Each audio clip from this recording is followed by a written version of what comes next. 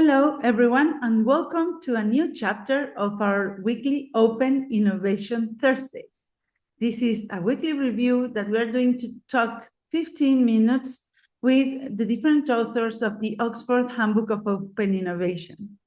We've been doing this since February when the book was released, and we are very happy to have the opportunity to discuss different topics of this body of knowledge of open innovation. My name is Marisol Menendez, and I'm an open innovation expert, practitioner, and enthusiast. I have my own open innovation company. Open innovation is my life. I dedicate to it with my company, and also I work a lot in ecosystems, doing ecosystem orchestration in different dimensions. So as you can see, I'm like enjoying like a little kid by having the opportunity to discuss every week with such interesting people, such as Ann-Kristin Zobel. Welcome, Ann-Kristin. How are you? Welcome today, and thank you very much for connecting. Yeah, thanks so much for having me, Marisol. Finally, it's my term. I had to wait since February, right? And I had to wait 32 book chapters until it's now finally my turn. So I'm really excited and have been observing and watching the videos. So thanks very much for doing this. I think this is great, and I'm excited to be part of it. Thank you very much. And we like to enjoy and use these little windows to different chapters, also to have the opportunity to get to know who is behind it. So I always like to begin asking people to introduce themselves and to share with us where are they connecting from? Where are you connecting from today? So I'm connecting from beautiful St. Gallen in the eastern part of Switzerland, where our hills and mountains are now covered by snow and frost. So it's pretty beautiful and cold outside. Well, I'm connecting from Madrid today, which is also very cold. And so enjoy winter time. And so, Ann-Kristin, tell us a little bit about yourself, please. Yeah, certainly. So I'm an associate professor of management here at the University of St. Gallen. And you said open innovation is your life. Open innovation is also my life. I really already fell in love with the concept during my studies, which has been a while ago now. And I dedicated my dissertation topic to the concept of open innovation, and then had the opportunity to go to the birthplace of open innovation during my studies. And I met Henry Chesbrough, and that, of course, made me fall in love with open innovation even more. And I was then able to return as a postdoc to Berkeley. So I did 2 years of collaborating with Henry and other colleagues on the topic. And then I went to Switzerland, first to ETH Zurich, and then I was appointed a professor about 5 years ago here in St. Gallen. So I have been studying open innovation for many years now. So I'm interested, in how firms, but also individuals kind of strategically use open innovation. So I would, for instance, investigate, knowledge coordination, knowledge transfer across organizational boundaries. What kinds of processes can firms establish? What kind of actions do individuals, we call them boundary spanners, right? What kind of actions do they need to employ to benefit from open innovation? And then what we'll also talk a little bit about today is my passion for applying open innovation to the grand challenge of climate change. And so for the past, I think almost 10 years ago now, I started to investigate open innovation in the context of the energy transition and how it can help firms to decarbonize, conduct low carbon innovations, and reach net zero transition, a net zero state, which we would talk about today a little bit, I suppose. This is amazing. I really enjoy discussing the context of grand challenges, and also in particular the global sustainability goals, because even we have goal number 17 talking about partnerships for the goals, which in my own interpretation is open innovation is included as one of the goals to solve the grand challenges. No, so I think it's very important to open the book to discuss, and open the conversations and actively look ways to improve and better collaborate to solve all these global challenges. So let's dig in. We are here today to talk about chapter number 33. The official name is accelerating the race to net zero through open innovation. Beautiful name, by the way. I like it a lot. And you co-wrote it together with Stephen Comello and Lucas Falcon. No? So first of all, tell us how this chapter came to be, how it was considered in the book. Why are you writing that together with your co-authors? Sure. So, to be honest, I think we sneaked the topic into the book a little bit. I was lucky and very honored that I was approached by the editors and I was asked whether I would like to contribute a chapter to the book, which of course I was excited about and happy to do. But initially, they asked me to write something about boundary spanners, which is one of the areas that I study, as we just discussed. And I would have been happy to do that, but I also thought that this might be a great opportunity to bring in a new twist or bring in this topic that I feel is very, very important, very close to my heart, which is the connection of open innovation and climate change. And it so happened that during that time, I was working on a larger research project on open innovation to make the energy sector more sustainable and to decarbonize the energy sector with my colleagues, Lucas Falken and Steve Comello.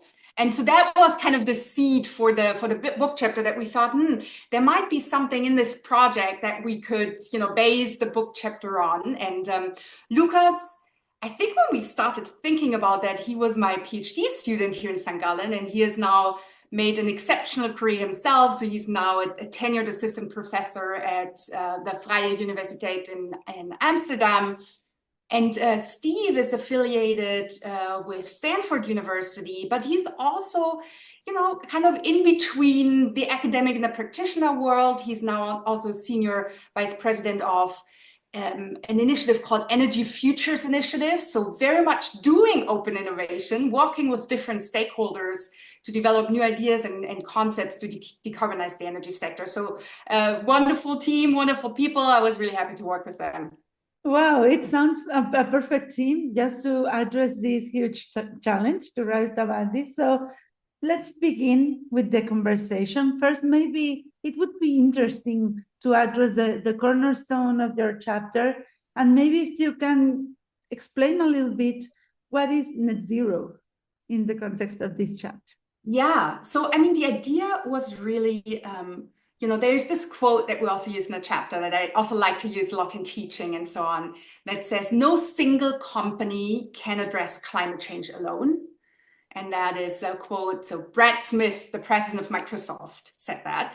And so I was like, okay, maybe, if no single company can address it alone, maybe collectively through open innovation, companies can address climate change, right? So why not try to bring open innovation in? And so really the core idea of the book chapter is that we develop a framework and we also present some examples, so to make it really concrete and also relevant for practitioners, that shows how open innovation can be leveraged to reach net zero.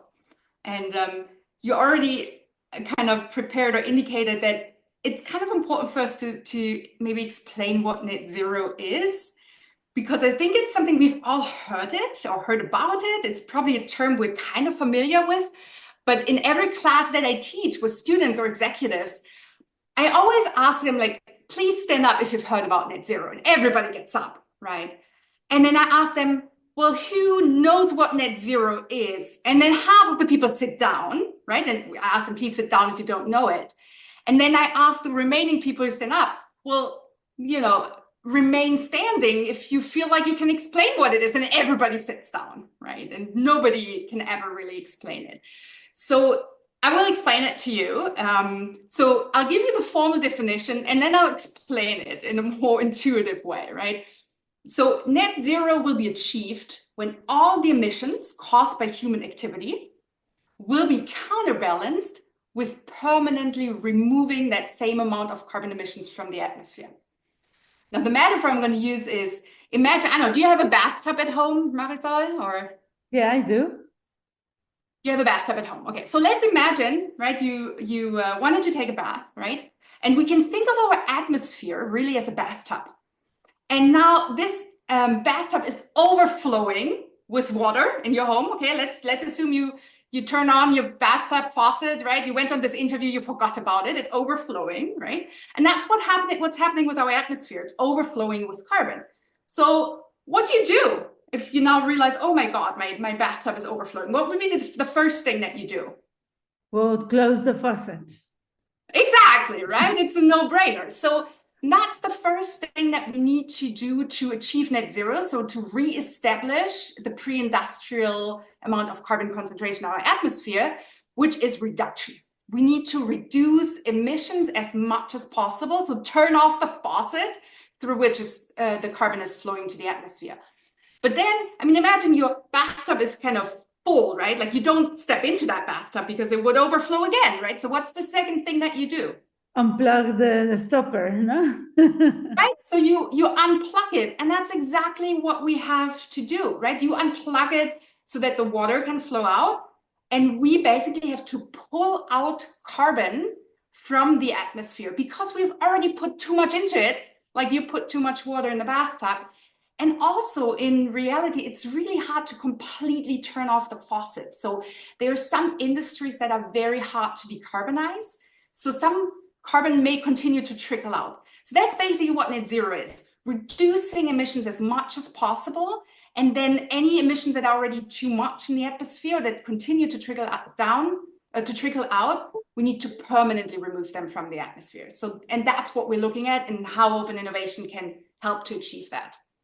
So reduce and capture, no, to avoid, and in this way we are creating this counterbalance that at the end is a net zero game, no? Exactly. So the removal is the net, right? Yeah, because the real zero is hard to achieve.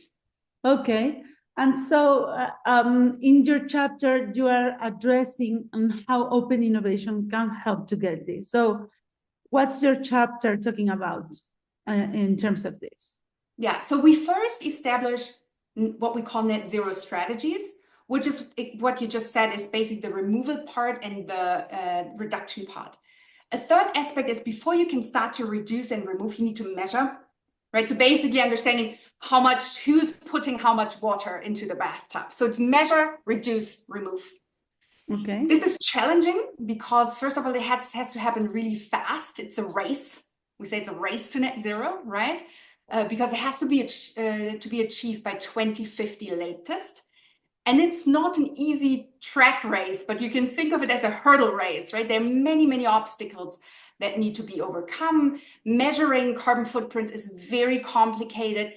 Developing low carbon solutions for emission reductions is hard. Scaling them is difficult. And also we don't have enough high quality removal solutions yet, and we don't have a well-functioning market for that. And all these challenges and the solutions are inherently collaborative. So if you measure your footprint, you have to understand the carbon emissions not only in your own company, but across the entire value chain. So all your suppliers, all your customers. I mean, that's inherently collaborative, right? If you want to reduce emissions, no single firm can do that alone. You have to collaborate with innovative startups, for example, that offer low carbon solutions, right? Carbon removal, it's the same. We need collaboration in science. I know we have a great book chapter on that too, right? Open innovation in science, so that we can really certify and verify that carbon is removed from the atmosphere. We need to develop platforms. I'm sure we have a chapter on platforms in our book, right? That matches buyers and sellers of carbon removal certificates. So addressing these challenges and overcoming them really requires open innovation. We then dive deeper into the mechanisms that maybe we can talk a little bit about, or I could share some examples as well. It's so interesting because that also we find we can begin ideating all the different players that can come into the game to achieve this, no? But so what are the mechanisms to achieve that? So, I mean, the nice thing is there's, a great amount of research and work that has been done in the open innovation community. So we can identify a lot of the mechanisms, right? How open innovation can help. So I think kind of how we summarize this humongous great body of open innovation research is we say there are three powerful ways or mechanisms that we could leverage here.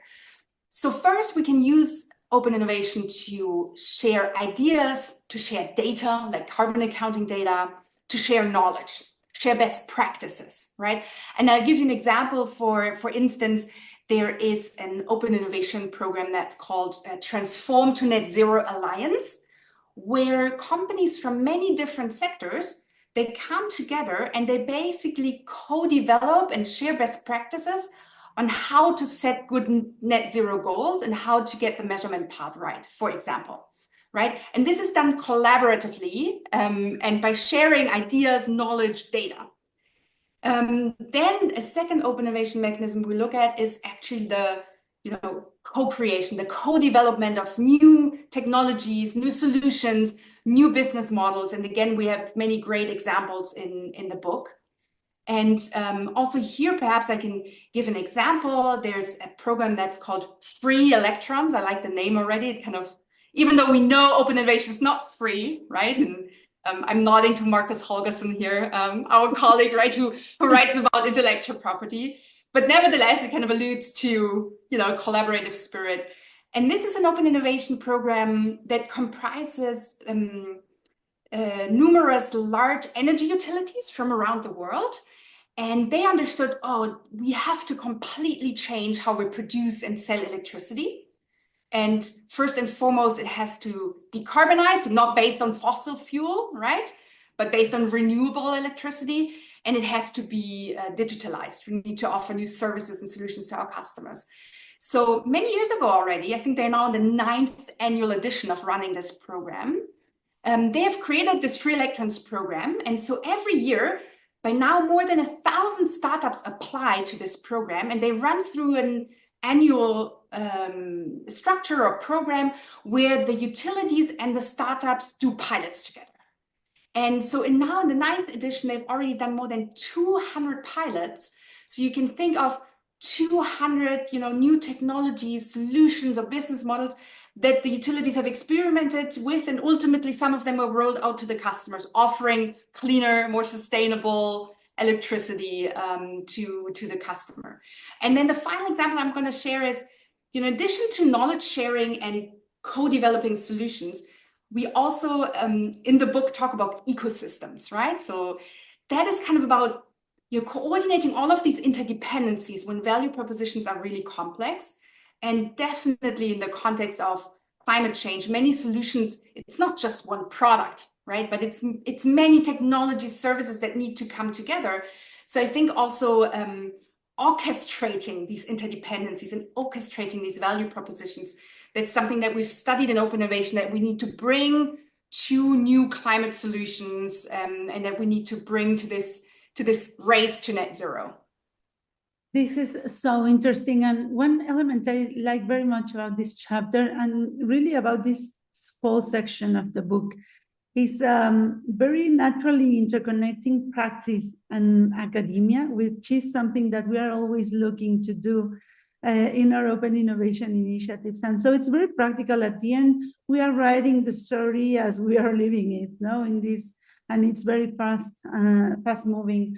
So very, very interesting. And Kristin, we are already reaching out to the last leg of our conversation. So maybe my final question would be, what are the takeouts, or what are maybe one advice or anything that you want our practitioners and the academia people to take home with them with this chapter? Yeah. So I think for the practitioner audience, I would really say, start the race, get better at the race, cross the hurdles in reaching net zero, measure your emissions, reduce them as much as possible, think about how you can contribute to carbon removal, and then look at the book chapter to see how open innovation can help you to do that, right? And how different partnerships, different collaborations with different stakeholders can really help you in starting and accelerating that race. And there are many examples in the chapter that I think practitioner could at least get inspired by, and then think how that applies in their own context. So I think that's what I would say to practitioners. And then to my academic friends and colleagues, I think I just hope that there is going to be more work in that area. I think what I have seen is that in the open innovation community, we have this evolution of initially we studied firm performance or innovative performance, and that's still important, right? I'm not saying it's not important anymore. But I think there has been this shift towards also looking at how open innovation can be used, like you said, to help with the sustainable development goals, right? To have more societal impact. And many great colleagues are working on sustainability, on healthcare, on climate change, and topics like that. And so I hope there will be more exciting work in this area, because I think we as open innovation scholars really have something to contribute and should bring that to the table. This is amazing, a perfect way to close this chapter. And just for you to know, we are also doing on Tuesdays the version in Spanish, where I'm inviting Spanish practitioners and people who are working in this in real life to discuss each of the chapters and talking about what we are doing in the Spanish-speaking world.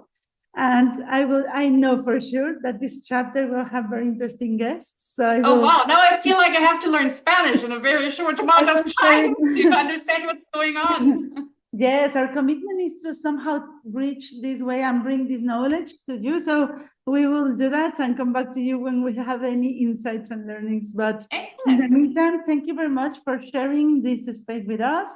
Thank you very much for sharing your beautiful office with us as well, because your space is so beautiful. Well, thank you. Thank you very much for connecting, and we will keep open innovating. We would do that. Thank you so much, Marisol, for doing this. This has been fun. Thank you. Thank you.